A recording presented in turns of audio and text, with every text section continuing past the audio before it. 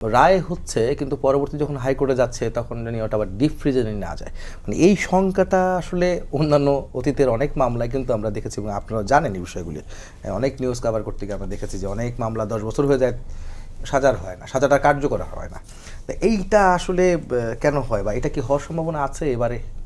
আপনার কোয়েশ্চেন আমাকে করেছেন সরকার এটাকে কিভাবে দেখছে। আমি কিন্তু উত্তরে একটা কথা বলেছি, এর আগে যে ঘটনাটা ছিল 1832-32-এর দিকে, সেখানে কিন্তু আপিলে এটা ছাড়া পেয়ে গিয়েছিল। বাট এখানে কিন্তু আমি ওইটি মেনশন করেছি যে আমরা যেভাবে সরকার এটাকে মানে গুরুত্ব দিয়ে আসামি ধরা, তারপর চার্জশিট করা এবং এটার যে এরপরে যে বিচার বিভাগও যেভাবে গুরুত্ব দিয়ে এটাকে দ্রুততার সাথে সাক্ষীদের শুনানি করা এবং তারপরে যে রায় ঘোষণা করা এবং এর পরের যে স্টেপগুলো, ওইটার ব্যাপারে কিন্তু আমি ইন্ডিকেট করেছি যে অবশ্যই এই পর্যন্ত যে চেষ্টা এবং জন আকাঙ্ক্ষার যে প্রতিফলনটা এই রায়ের মাধ্যমে ঘটলো, যাতে নেক্সট স্টেপে গিয়ে এটা কোনোভাবেই মানে এটার ব্যত্যয় না হয়।